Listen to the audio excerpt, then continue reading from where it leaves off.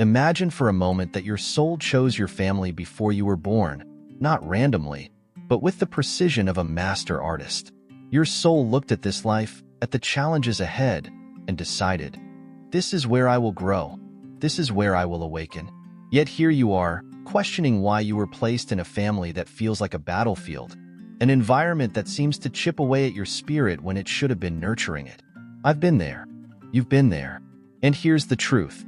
Being born into a toxic family is not a punishment. It's not karma coming back to haunt you. It's a gift, a monumental, life-altering, paradigm-shifting gift. But I know it doesn't feel like that not yet. So let's go deep together into the heart of this mystery and uncover the profound wisdom hidden within your pain. Toxic families are like fire. They burn, they hurt, and they leave scars. But they also forge and temper your soul like steel.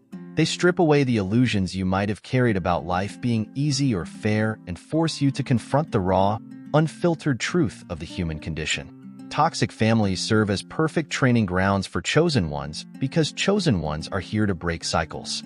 You're not here to live a normal life, but to transcend. The toxicity you were born into is not random. It's ancestral and generational. It's the accumulation of unhealed wounds, unspoken truths, and unconscious patterns passed down through your lineage. You, my friend, were born to stop it. Think about that for a moment. Let it sink in. You were not born to fit in. You were born to stand out, to rise above, and to heal not just yourself but the generations that came before you and those that will come after you. Here's the hard part. To break a cycle, you must experience it. You can't heal what you don't understand or rise above what you haven't faced. You were placed in the middle of the storm, not to drown but to learn how to swim, not to suffer but to awaken. When you look at your family, what do you see? Do you see anger? Neglect? Manipulation? Control? Now consider this deeper question. Where do you see that same energy in yourself? The truth is, toxic families don't just wound us, they mirror us. They show us parts of ourselves we're too afraid to face. The gift within pain, this is why it's a gift. Because in the fire of your family's dysfunction, you're allowed to see yourself, heal yourself, and transform yourself. And as you do, you transform the entire lineage. However, let's not romanticize the pain. Let's not pretend it's easy. It's not. Being born into a toxic family is one of the hardest paths a soul can choose. It requires immense strength, resilience, and courage. It requires facing rejection, betrayal, and sometimes even abandonment. Transforming pain into love every time you face it. Every time you choose to respond with love instead of hate, with understanding instead of judgment, and with compassion instead of anger, you are breaking the cycle. Ask yourself, what would happen if you stopped fighting your family and started seeing them as your greatest teachers? What if their toxicity was not a reflection of your worth, but a reflection of their pain? What if their inability to love you the way you deserve was not because you're unlovable, but because they don't know how to love themselves? Shifting perspectives, this is where the shift happens. When you stop seeing your family as the enemy and start viewing them as wounded souls doing the best they can with what they have. When you stop asking why they are hurting you and start asking what they are teaching you, that's when you begin to unlock the gift. Your family's toxicity is not your burden to carry. It's your invitation to heal. It's an invitation to remember who you are beyond their projections and expectations, beyond their pain. The journey of self-healing, but here's the catch. You can't heal your family. You can only heal yourself. In doing so, however, you'll create a ripple effect that transforms everything around you. Let me share something deeply personal. When I was younger, I used to think that if I could just be good enough, successful enough, or strong enough, I could fix my family. I could save them. But the more I tried, the more I realized that saving them wasn't my job. My job was to save myself. My job was to break free from the patterns keeping me stuck. The power of change. As I did this work on myself, something miraculous happened. My family dynamics began to shift, not because I forced them, but because I changed myself. This is the power of being a chosen one. You don't have to fight darkness. You just have to shine your light. Let me ask, what does it mean to shine your light in the face of darkness? What does it mean to love yourself when no one else does? What does it mean to choose peace when chaos surrounds you? These are critical questions that will guide your journey toward healing. Embracing your path, here's the most beautiful part. When you stop seeing your family as a curse and start seeing them as a gift, everything changes. The moment you stop resisting your path and start embracing it, you step into your power. You were not born into a toxic family to be broken. Rather, you were born into one to rise, to heal, to awaken. Openings for transformation. There's something extraordinary that happens when a soul is placed amidst chaos and dysfunction. The wounds inflicted by a toxic family don't just leave scars. They leave openings, openings for light to pour in, openings for awareness to awaken, openings for transformation to begin. But here's the paradox. Before seeing this gift, one must confront their wounds. And that's where many people get stuck. They resist pain. They fight it. They run from it. However, pain, especially familial pain, isn't something that can be outrun.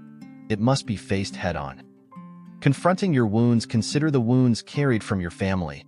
Perhaps criticism led you to doubt your worth. Maybe neglect made you believe your voice didn't matter. Or perhaps control caused you to forget how to trust yourself. These wounds are real, they hurt, they shape who we are, but they also serve as catalysts for awakening because every wound carries a lesson. Every scar carries a story. When reflecting on familial pain, what emotions arise? Is it anger? Resentment? Sadness? Now ask yourself, what do those emotions teach about yourself? Healing yourself. First, chosen ones are not just here to heal their families. They're here primarily to heal themselves. The healing process begins when one realizes that the pain inflicted upon them isn't about them. It's about others, their wounds, their fears, and their limitations. Somewhere along this journey, many internalized these pains and made them personal.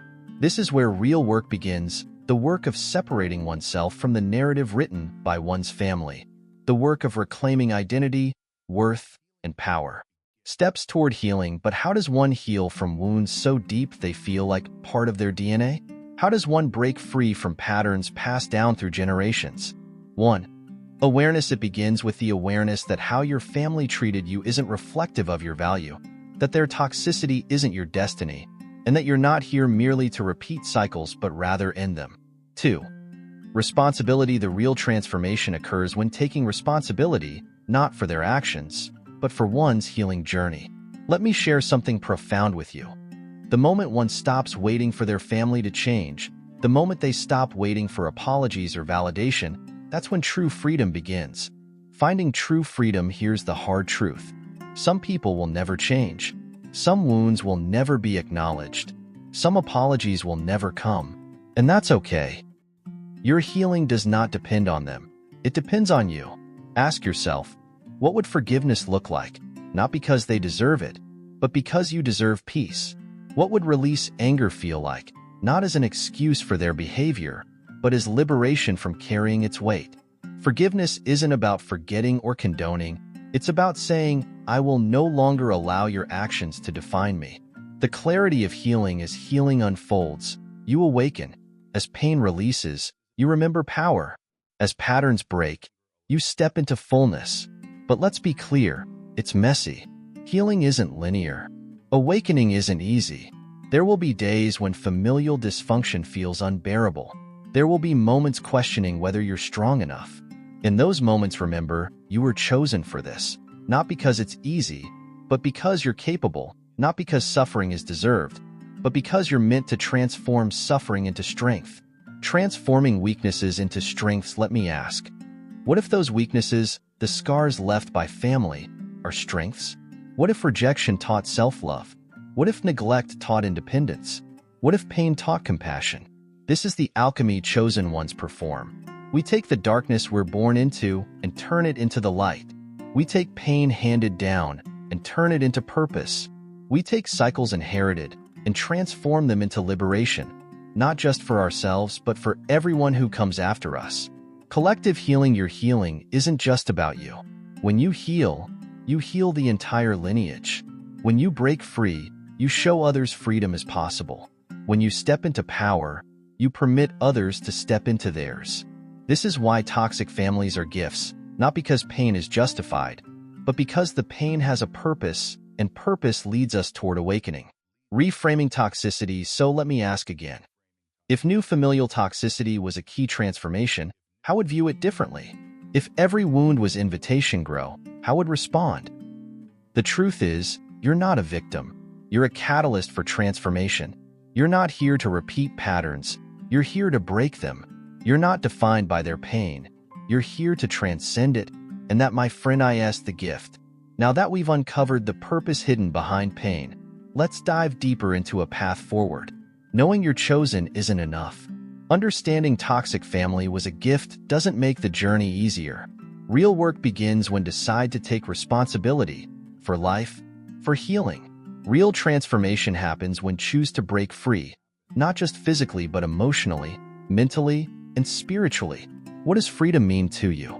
Not surface-level freedom from cutting ties or walking away, but true freedom. The kind where you no longer react to words, actions, or judgments.